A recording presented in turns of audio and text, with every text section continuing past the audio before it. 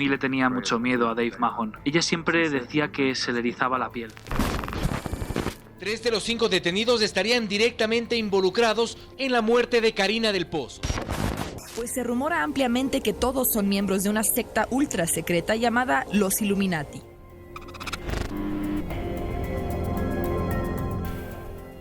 Misterio a la carta.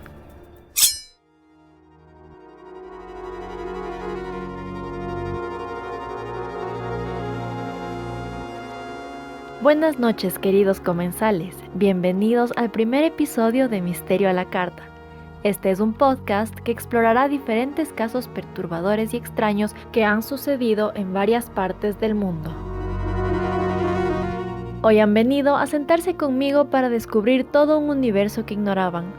Apaguen la luz, pónganse cómodos y prepárense para adentrarse y saborear lo desconocido, lo frustrante y lo desgarrador.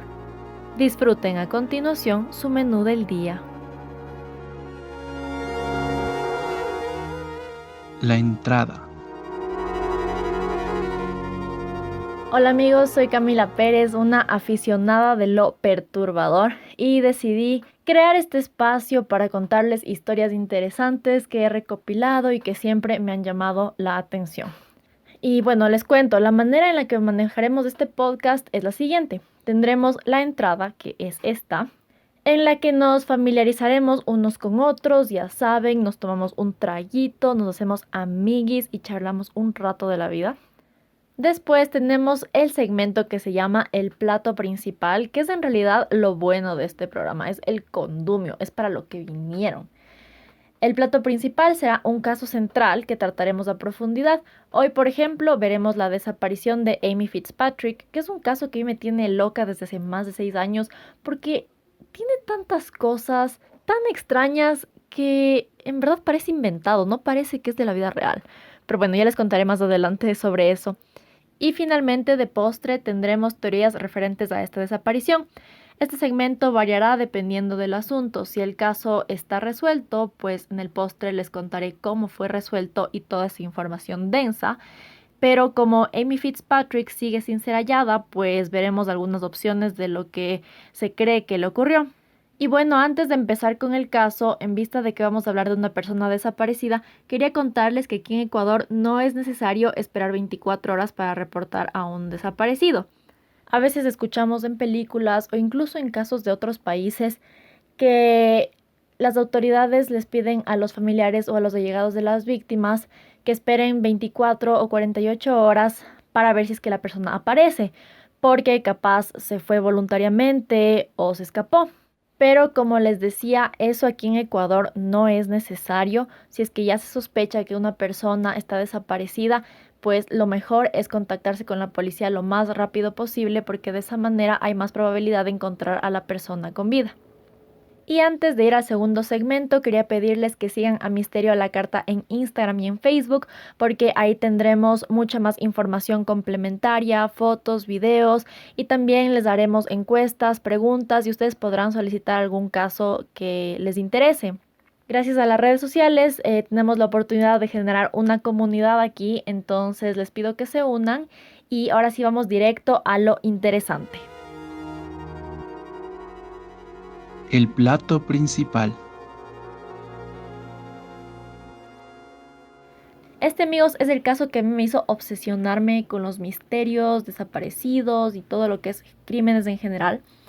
Porque es un caso, como les dije antes, tan extraño. Hay muchísima información y al mismo tiempo hay tantos huecos en la investigación de este caso que es muy difícil hacernos una idea de qué mismo pasó aquel día. Y como es una historia tan larga, voy a tratar de no dar mucho mi opinión, porque si no se va a hacer un capítulo de 3 horas y nadie tiene tiempo para eso. Entonces voy a limitarme lo más que pueda a los hechos y a las teorías. Entonces, bueno, esta es la desaparición de una joven llamada Amy Fitzpatrick. Les cuento un poco acerca de ella y el contexto del caso. Amy nació el 7 de febrero del 92 en Dublín, Irlanda. Su familia estaba integrada por su hermano Dean, su mamá Audrey y su papá Christopher, quienes se divorciaron cuando Amy era apenas una niñita pequeña. Eventualmente Audrey, su mamá, encontró una nueva pareja y este era un hombre llamado Dave Mahon.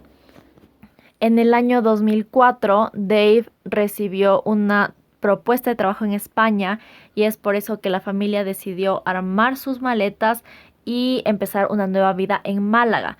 Pero cuando digo familia, en realidad me refiero a Dave y a Audrey, porque la verdad es que los hijos no tuvieron ningún voto en decidir si es que querían irse a vivir en otro país, por el hecho de que eran menores de edad, entonces solamente tenían que hacer lo que su mamá les decía y punto.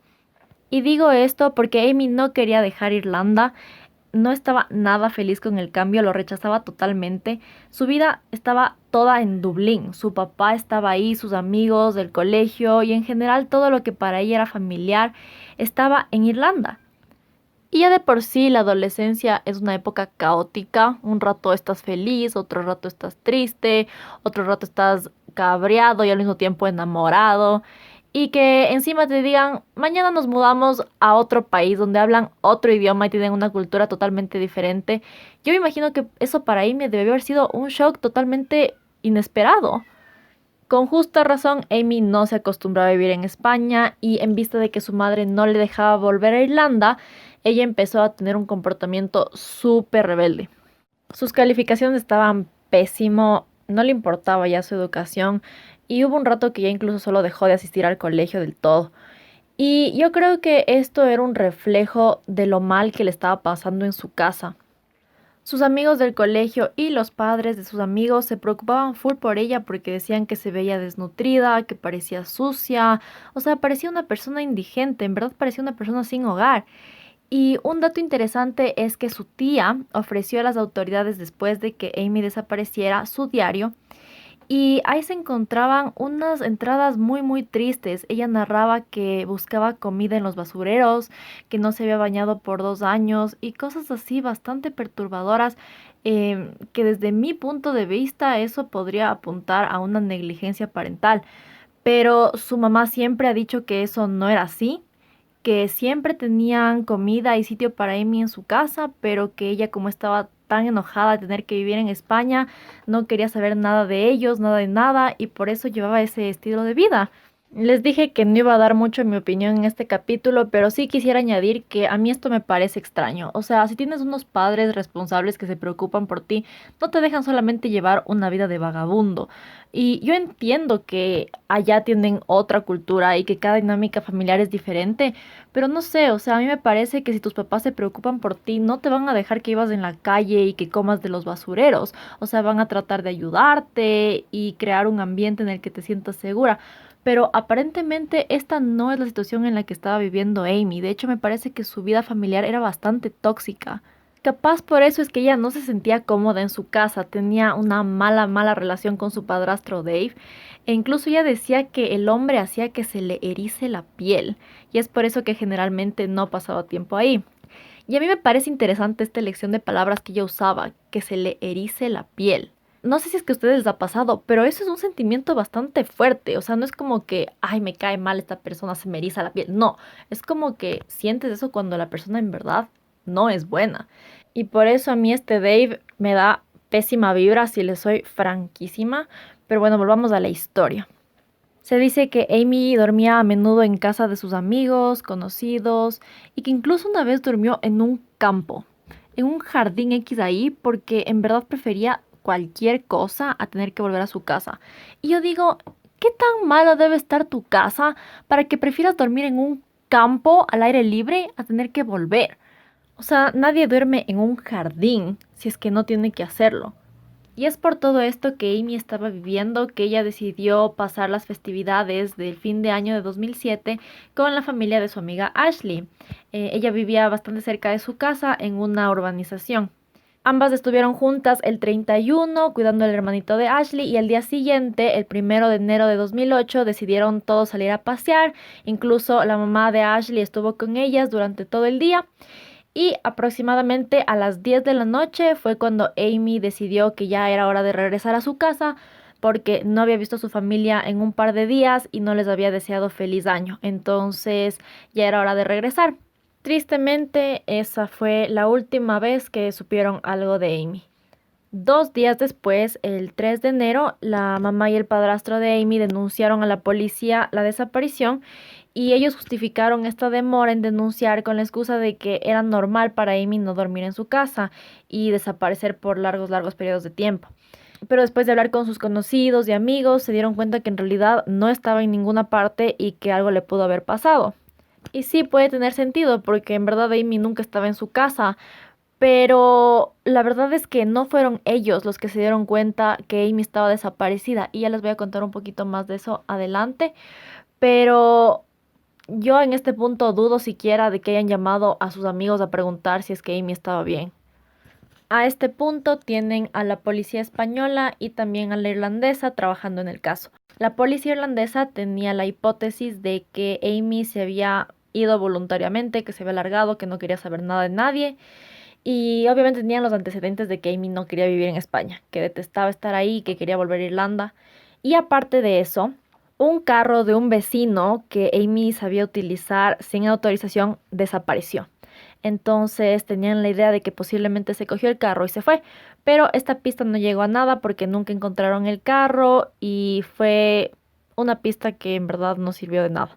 Pero por otro lado estaba la policía española que contradecía totalmente esta línea de investigación porque ellos decían que Amy no se había llevado ninguna de sus pertenencias ni documentos. Entonces, que si es que ella se hubiese querido ir, obviamente se hubiese llevado algo al menos. Hay que tomar en cuenta que no estamos hablando de una niña de 5 o 10 años, ¿no? Esta es una persona de 15 años que seguramente sabía que para viajar a otro país necesitas documentación, no puedes solamente irte. Y es debido a esto que se empezó a ver este caso a través de los ojos de un posible secuestro. Lamentablemente ningún secuestrador se comunicó para pedir un rescate y es por eso que las autoridades comenzaron a intuir que algo grave le pasó a Amy la última noche en que la vieron. Unos días después, el 10 de enero de 2008, se inició una búsqueda en los alrededores de donde se vio a Amy por última vez. Hubo mucha gente, hubo 250 agentes de policía, también tenían unos perros de búsqueda e incluso tenían un helicóptero, pero no se encontró ningún rastro de Amy en esta zona. Al mismo tiempo se estaba llevando también a cabo una investigación a su círculo cercano, obviamente a su familia, a sus amigos, y hablaron con Ashley, quien les contó que Amy sabía coger un camino a su casa, un atajo, que era bastante tenebroso, era miedoso, no estaba bien iluminado y parecía peligroso. Quisiera que puedan verlo, es literal un camino de tierra que parece que ni siquiera está construido, o sea, parece solamente como un camino X ahí. Pero Ashley dijo que Amy siempre prefería coger esta ruta porque era mucho más rápido llegar a su casa. Y Ashley creo que tenía tanta información acerca de las rutinas de Amy porque eran muy amigas, siempre estaban juntas y es por eso que fue Ashley quien en realidad se dio cuenta que Amy estaba desaparecida, no fueron sus papás. Parece que ellas siempre estaban en contacto y el momento que Amy no se contactó con Ashley después de salir de su casa ni al día siguiente fue cuando en realidad ella se preocupó porque eso era bastante inusual. Y aquí viene un pedazo de información que es clave en esta historia.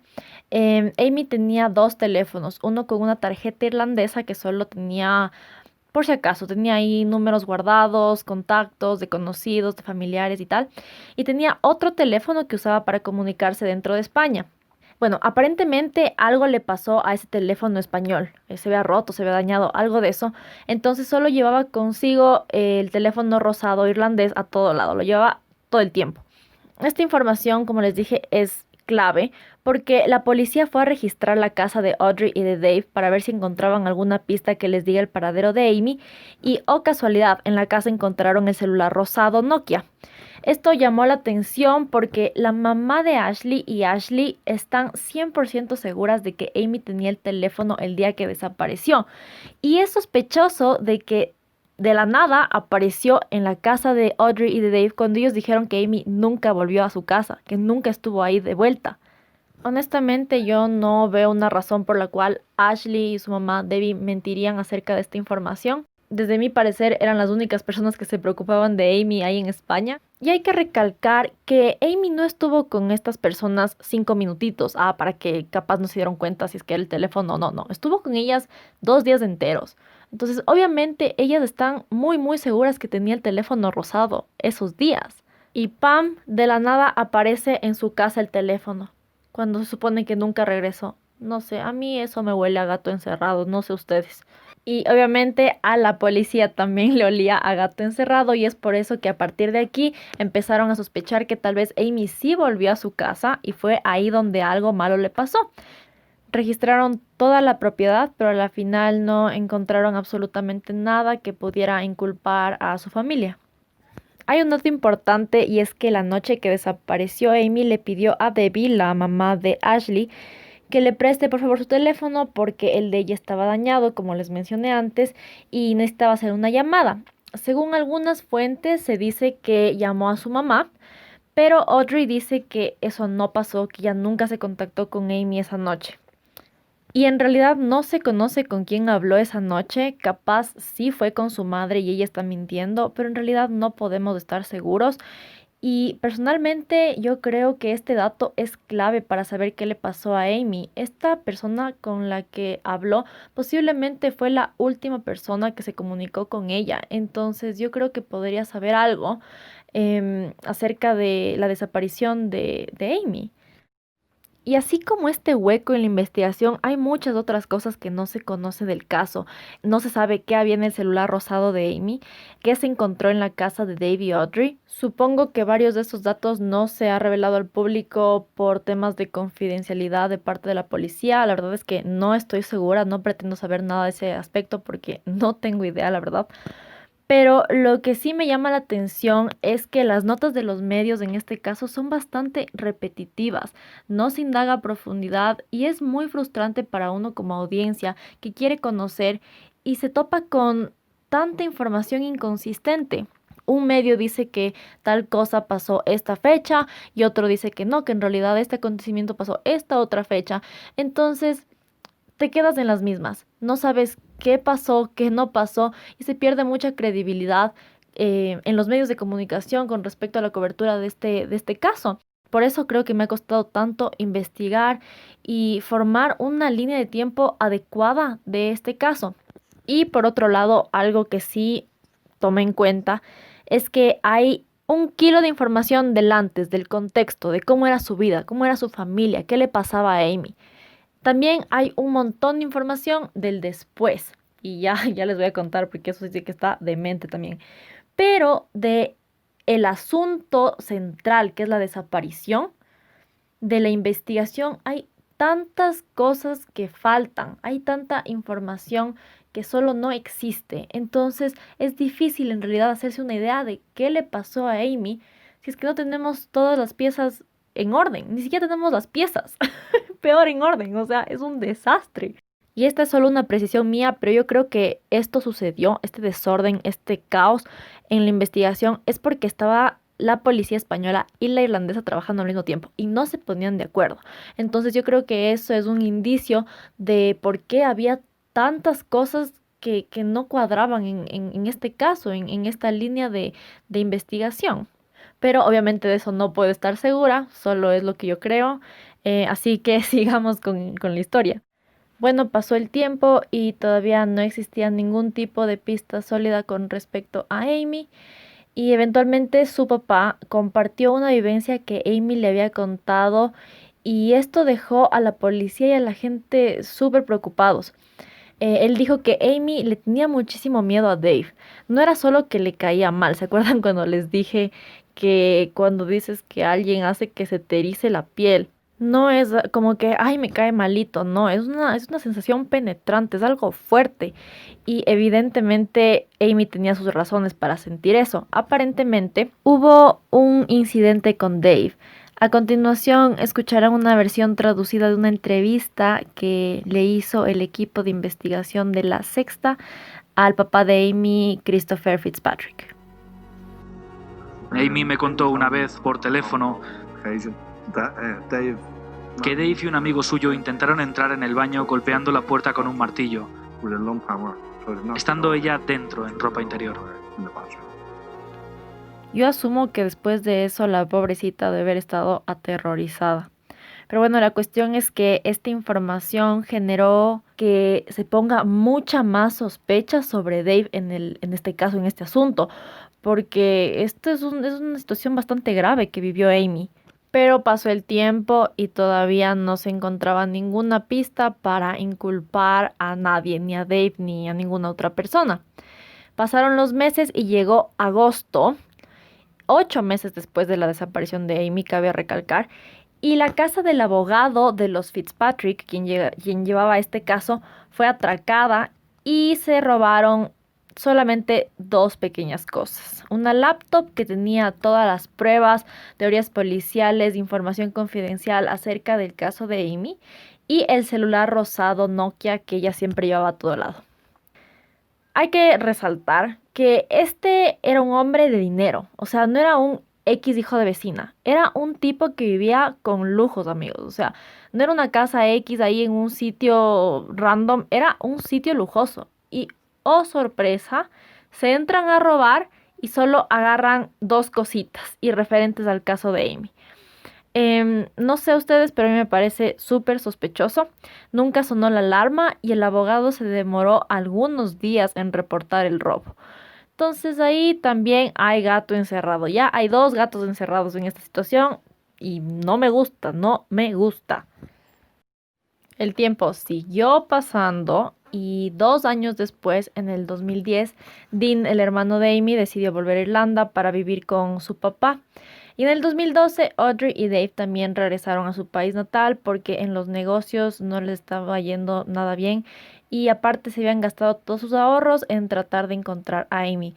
Habían contratado detectives privados y también habían puesto una recompensa de 1 millón de euros, que también les trajo bastantes problemas de esa recompensa porque recibían un montón de llamadas dando información falsa que eran a la final pistas que no llevaban a ningún sitio y más hacían que la policía y todo el mundo pierda su tiempo.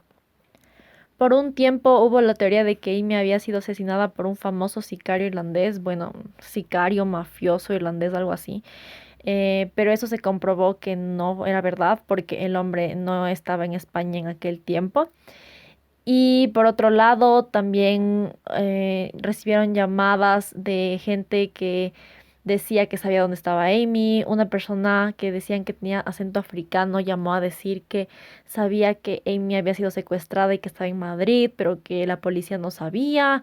Y cosas así que yo creo que le daban a la familia una esperanza falsa de encontrar a Amy. Y me parece muy triste eso, me parece muy triste que ellos de verdad esperaban conseguir una información fidedigna, pero a la final solamente se encontraban con muros que impedían que la investigación para encontrar a Amy siga adelante. Y bueno, ahora si necesitan un respiro, pónganle pausa, vayan a tomarse su tecito, traigan unas galletitas, porque se viene la parte de la historia que hace que este caso sea bastante particular y bastante, ¿cuál es la palabra? Perturbador. Siempre uso la palabra perturbador porque todos estos casos y todas estas historias son perturbadoras. No hay otra palabra para describirlas. En mayo de 2013, no les puedo decir exactamente en qué fecha porque algunos medios dicen que fue el 30, otros el 26, otros del 25. Así que solamente lo voy a dejar como a finales de mayo del 2013. Dean Fitzpatrick, el hermano de Amy, fue encontrado apuñalado en las afueras de la casa de su mamá. Lo trasladaron lo más rápido posible al hospital, pero lamentablemente falleció. Y esto me da muchísima pena porque Dean tenía un hijito bebé y esta situación es muy muy trágica para toda su familia. Ya de por sí tenían una hija desaparecida hace algunos años y ahora tienen que lidiar con esta otra situación que debió haber sido traumático para todas las personas involucradas. Un hombre fue arrestado por el homicidio de Dean, pero lo dejaron ir después de poco tiempo porque nunca se pudo comprobar que tenía nada que ver con el asunto. Incluso no se sabe quién era esta persona, o sea, era de verdad una persona random ahí que no tenía nada que ver con esto. Pero luego de un par de días se arrestó a otra persona sospechosa y adivinen quién era. Sí, el degenerado del padrastro, Dave.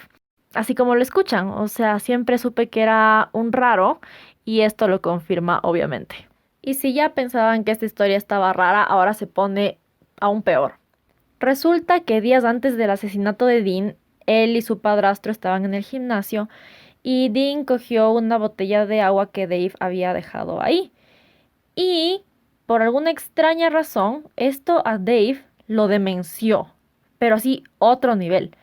No sé, capaz no le gustaba que cojan sus cosas, no tengo idea ya, pero algunas fuentes mencionan que pasó todo el día muy enojado, pero súper, súper enojado, que incluso se embriagó de lo enojado que estaba. O sea, en verdad perdió la cordura por este incidente, lo cual es bastante extraño. Y a partir de aquí hay dos versiones de lo que ocurrió. Dave estaba con un par de sus amigos en su casa y Dean fue a verlo para conversar, para tratar de solucionar el problema que habían tenido en el gimnasio. Y es aquí donde Dave dice que su hijastro estaba bastante alterado y que sacó un cuchillo de su pantalón y obviamente Dave se asustó y trató de quitarle a la fuerza el cuchillo y después Dean solamente decidió irse. Y ya cuando estaba afuera, Dave describió que salió para enseñarle el cuchillo. Literal dijo eso, dijo que salió para enseñarle el cuchillo. Y que Dean corrió hacia él y básicamente se apuñaló solo. O sea, ¿qué? Yo sé que es difícil tratar de hacerse una idea visual de cómo pasó esto cuando solamente lo estoy describiendo con palabras. Pero solo imagínense que yo estoy sosteniendo un cuchillo a la altura de mi estómago más o menos. Y estoy saliendo, yo soy Dave, saliendo para mostrarle el cuchillo a Dean. Y mientras estoy sosteniendo el cuchillo enfrente de mí, viene Dean y se aloca y corre hacia mí y se acuchilla solo. ¿Les parece que eso tiene sentido? Porque para mí eso no tiene nada de sentido. Ahora, recuerden que había otras dos personas dentro de la casa, los amigos de Dave. Y ellos dicen que si bien Dean llegó bastante molesto, jamás sacó ningún cuchillo. Y que apenas la situación se empezó a poner media feíta, le pidieron que por favor se vaya a Dean. Y él aceptó y solo salió de la casa. Y apenas Dean salió, Dave lo siguió y les dijo a sus amigos que tenía que hablar con él urgente. Lo siguiente que vieron fue a Dave entrar unos momentos después, ensangrentado y con el cuchillo en la mano. Ese rato Dave les dijo que tienen que salir de ahí, entonces cogieron sus cosas, se metieron en un carro y se fueron a manejar por horas por ahí.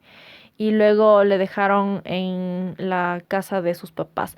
Lo que a mí me llama la atención es que estas personas vieron, creo yo, todos, que este chico estaba acuchillado ahí, en el piso. Y ninguno hizo absolutamente nada para tratar de salvarle. Entonces, eso dice mucho del tipo de gente con la que estamos lidiando en este momento. O sea, no estamos lidiando personalmente, pero estamos lidiando en esta historia tan loca.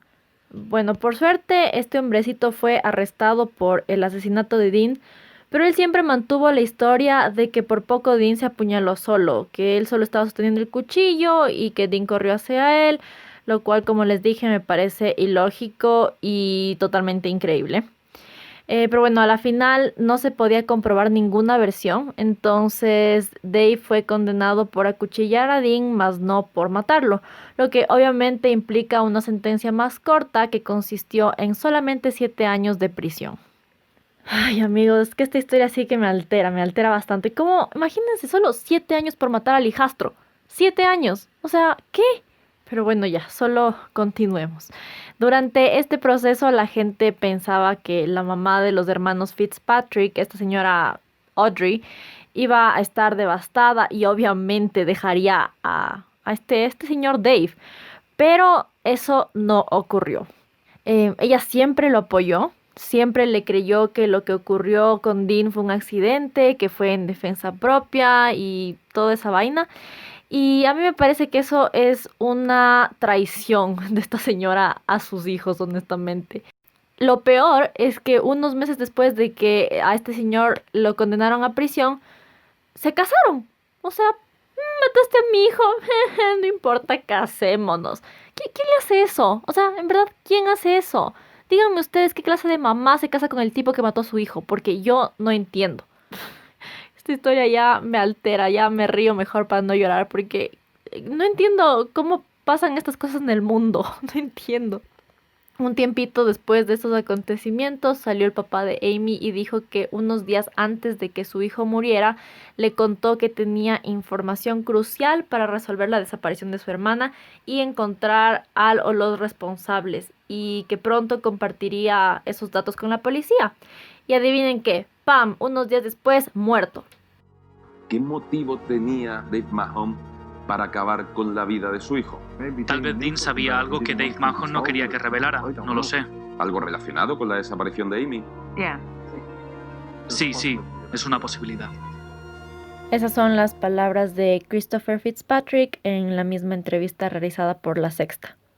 Entonces, sí ven que aquí hay muchas cosas que no cuadran en este caso. Hay muchas cosas tránfugas que no tienen explicación, que, creo yo, impiden que la policía encuentre o sepa qué le pasó a Amy.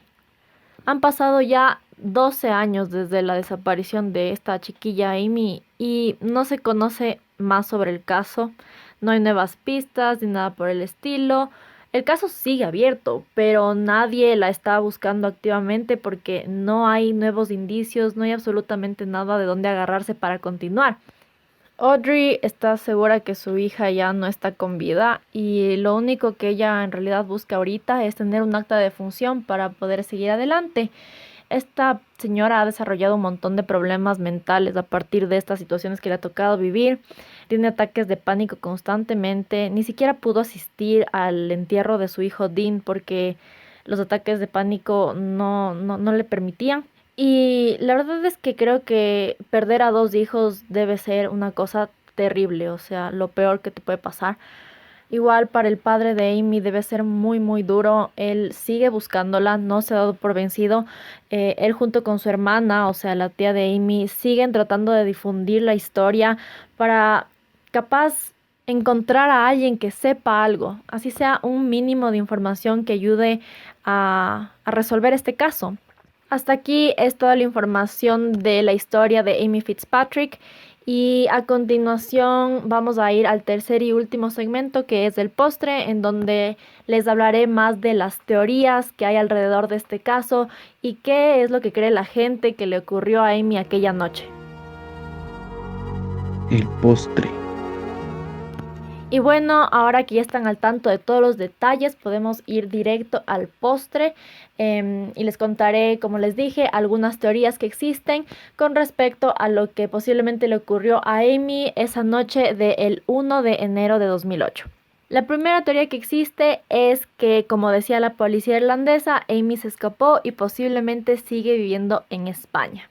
Yo personalmente no creo mucho esta teoría, si es que a lo que se refiere es que Amy está viviendo voluntariamente en España, porque ella odiaba estar ahí y lo primero que creo que ella haría, si es que se escapara, fuera volver a Irlanda, pero no hay ningún tipo de registro de que ella haya salido del país. Entonces, si bien Amy posiblemente sigue en España, no creo que sea de manera voluntaria. Y no creo que solamente esté ahí viviendo su vida como si nada en Madrid. O sea, no me parece que eso suena real. Y sabiendo cómo es este mundo de podrido, de cruel, de horrendo, o sea, suena como una fantasía muy bonita de que, se escapó y ahora está viviendo su vida de ensueño en alguna parte de España y está casada y tiene hijos. No, o sea, yo lamentablemente no creo que eso pasó. La segunda teoría, y una que posiblemente mucha gente la tiene en cuenta, es obviamente el tráfico de personas. Capaz alguien la raptó para venderla a otro país, o como dije, capaz sigue en España, pero no de manera voluntaria, capaz la tienen ahí, secuestrada, la tienen vendiéndola de un lado para el otro. La verdad es que no podemos estar seguros. Y hay que tomar en cuenta que la zona de España en la que Amy desapareció es una zona bastante turística. Hay muchos hoteles, hay resorts y este es un foco de los traficantes de personas. Recordemos el caso de Madeleine McCann, que ojalá pueda cubrir en el futuro. Este caso ocurrió casi en la misma época que la desaparición de Amy en el país vecino, en Portugal, en un resort. Entonces, obviamente no son casos aislados y yo creo que definitivamente es una teoría que no se debe dejar de un lado y no se puede descartar porque es muy, muy posible. Y finalmente existe la teoría más común y que seguramente muchos de ustedes consideraron durante este episodio, y yo también la consideré, no se crean, y es que Dave tuvo algo que ver con la desaparición de Amy. Ella, como saben, como ya les conté, le tenía muchísimo recelo a este hombre, y después con el asesinato de Dean nos pudimos dar cuenta que este no era un tipo bueno y que era capaz de acabar con la vida de sus hijastros. Como les he dicho 1000 veces en este episodio, hay muchas inconsistencias en este caso. Es muy extraño el robo de las cosas en la casa del abogado y el hecho de que Dave apuñaló a Dean justo antes de que él revelara información clave sobre Amy. Hay muchos gatos encerrados aquí, no hay solo uno, hay miles. Entonces, sí me deja con la sospecha de que este hombre posiblemente tuvo algo que ver con la desaparición de Amy.